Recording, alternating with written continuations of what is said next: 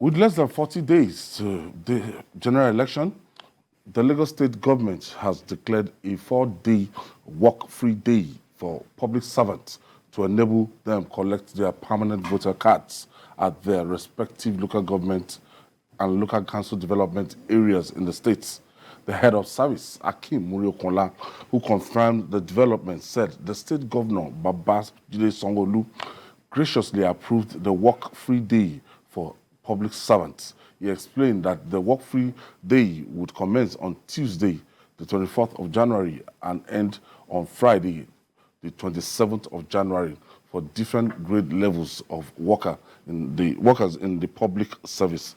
DKB, this is very interesting. Yeah. And talking about government, wanted a kind of atmosphere for the workers to go and pick your 4 days will be enough if you don't have to go to work and you go to your local government, you go to your ward, you go to your unit. Yeah, it is enough. Because I understand in the last few weeks, they've collected in Lagos average of about 50-something thousand. This is a very small margin out of the 3 million that's outstanding. And like we said on this program before, it is the job. No, I think we have the outstanding of 1-point-something million. Yes, that's what I heard. And by now, is it 1.5 or something? From a high rise of about 3 million, it's down now. And I think they are doing it at an average of about 50,000 a week. We're not doing badly anyway. No. But what the governor did is what governors should do. Make sure that your people, the decision, of course, to vote is theirs. But make sure they have the card. So that if anything happens down the line, they have no moral rights to now complain that government is not working. Because right now I'm thinking that all this being equal with 93 million voters, if you can hit 50 million, that would be fantastic. The legitimacy of the election will be fantastic to anybody. Because normally we do 34%, 35%, and a lot of people who talk on social media don't vote at all. But if out of 93 million we can get half, and unless around 42 million or 41 million or 50 million, and if governors could drive this process, and then on the day of election, people should go out of their way to go out and vote, our democracy will be the better for it. Because you must understand that the less people that vote, you are binded by whatever decision they took. You cannot run away from it. If there's 100 million voters and only 10 million showed up, out of that, the winner got 6 million. It's the decision of those 6 million people that will rule you for the next 4 years. And you have no choice in the matter. So the first thing is to make sure every living adult has PVC. So I commend the governor for this. And I wish other governors could do it. Other states where they have that large number of PVC still outstanding. Because in some zones, I understand, they are down to single digits, the number of PVCs they've not collected. But in states like Lagos, because of the population, or Oyo and Kano, those big states, the margin is also very high. And that to me is the reason why they must do this. I think INEC, they want to do everything possible to make sure that nobody is, nobody is left out. Because they said 21st before January, they've extended it. And for Lagos State government to come up with this kind of thing, I think this is a welcome development. Yes, I cannot disagree with what we are saying here. You know, just a few weeks ago, we're criticizing INEC that people couldn't collect PVC in some places, including Lagos. But I think that Governor Sanwo-Olu is giving an opportunity for those in the public service to determine their future. You know, let them go and get the PVC. I hope some of them will not be sleeping, will not see it as a day to sleep or that the wala of work, so I can rest today.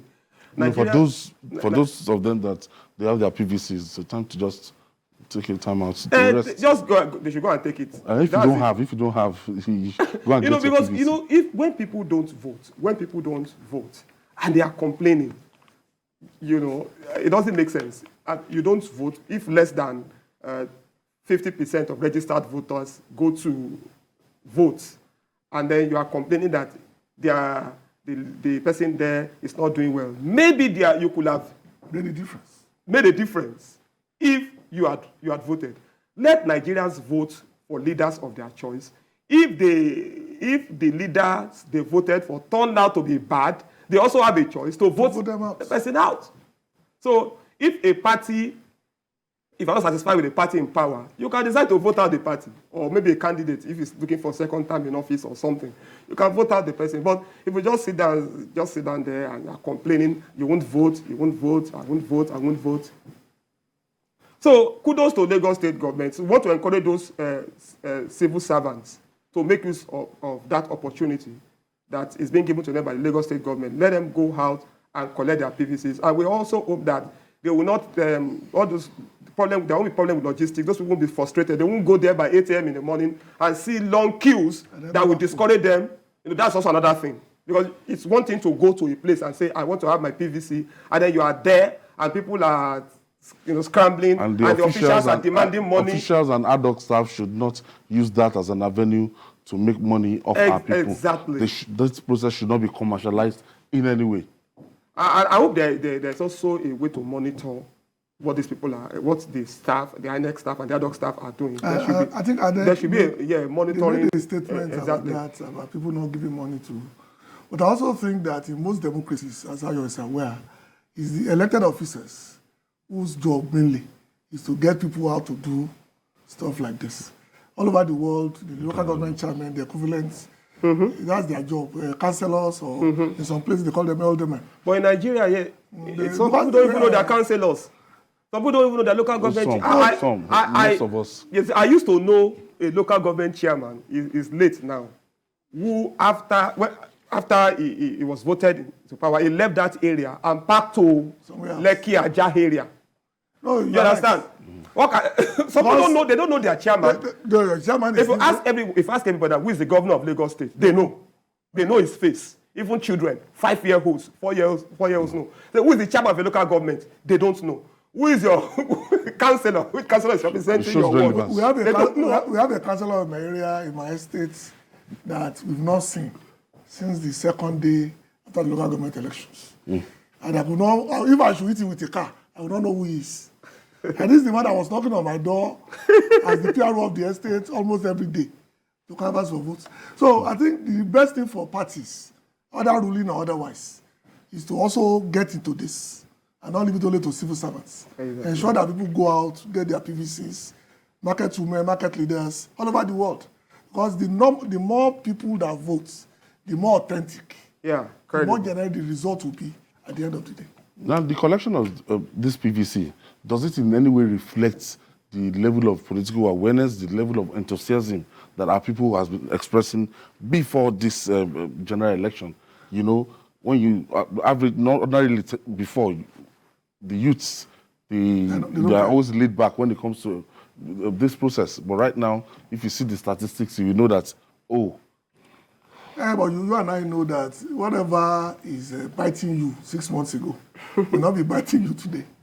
So the rush for PVCs at the point in time may be driven by something entirely generic. But now that problem has been solved, or part of the problem has been solved, and they go back to their share, as it were. That to me is the danger. Because if you have 3 million voters, about half of them are under 18 or under 34. I'm not really sure now. Those are the people that will be driving the democratic process because it's their future. Anybody over 60 is already on their way to retirement, not die, retirement. So it's the young people whose future is on the line and they must come out and vote. Like you said, they cannot keep pretending that things will get better if they don't take part in the process. And as I said, I'm not very impressed with local government administration in most states because I told the story before. The place I used to stay in London, the constabulary, the man who now does the foot soldier, what you call it, foot policeman, knows me. Because I don't live there, I only come in once every year. But he's aware of those who are regular here. No, most councillors don't know people under. For them to even go to their house. You remember that year in the US, when the snow was very bad.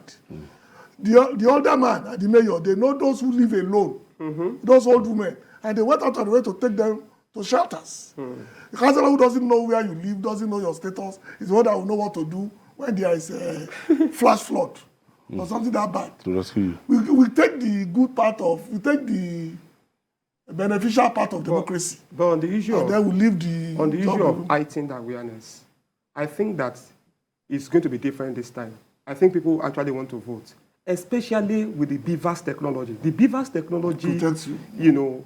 gives the citizens some confidence that, it makes rigging, if not impossible, if not entirely impossible, minimizes the chances of rigging. Yeah. Maybe what people will just do now is more vote buying. Buy, just go and induce people with money and all of that. But the technology that INEC has put in place could inspire people's confidence. If at the end of the election, general election, people can see that, okay, even if my preferred candidate did not win, but I cannot, in a good conscience, say that this person was rigged in. Because I trust the system. Yes. They saw, if people want to be honest with themselves, they'll say, okay, although my preferred candidate did not win, I can say that this person is actually the preferred by the majority of Nigerians, or majority of citizens in that state, or senatorial district, or federal constituency. So that's it. I think people want to vote. Another part of this, before we go, another part of it is, after collecting the PVC, some people tend to sell their PVCs. And some, we have ready-made buyers. Exchange? Yes, in exchange for money, 10,000, 20,000. We've been hearing of this. I don't know to what extent. Poverty is a major player when it comes to this like this. Then number two, even with beavers and this, people believe that immediately after the votes are counted, they will not see these people for the next 4 years. It's a belief that is based on experience. But no matter the structure that we put in place to ensure free and fair elections, our people don't see our elected officials after the votes have been counted that a winner had emerged. And that is the experience that's leading to what you said. Because some people who have the idea that this one will come back will not sell their votes. But if you know that after this, they're probably not seen for the next 4 years. So, what the heck?